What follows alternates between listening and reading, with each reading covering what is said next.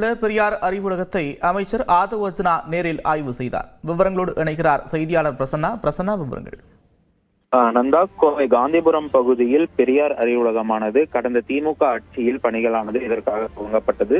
சுமார் 300 கோடி ரூபாய் மதிப்பில் இந்த பணிகளானது துவங்கப்பட்டது. தற்பொழுது இதற்கான இறுதிக்கட்ட பணிகள் விறுவிறுப்பாக நடைபெற்று வருகிறது. இந்நிலையில் பொதுப்பணி மற்றும் விளையாட்டு மேம்பாட்டுத்துறை அமைச்சர் ஆதவ் அர்ஜுனா இந்த பெரியார் அறிவுலகத்தை நேரில் பார்வையிட்டார்.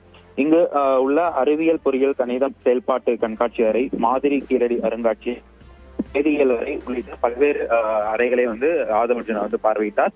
மேலும் இந்த நிகழ்வில் கோவை மாவட்ட ஆட்சியர் பவன்குமார், மாநகராட்சி ஆணையர் சிவகுரு பிரபாகரன் ஆகியோர் இந்த பெரியார் அறிவுலகத்தில் என்னென்ன அம்சங்கள் உள்ளது, என்னென்ன வசதிகள் ஆகியவை இருக்கிறது, தற்பொழுது என்ன பணிகளானது மேற்கொள்ளப்பட்டு வருகிறது என்று விவரித்து உள்ளனர்.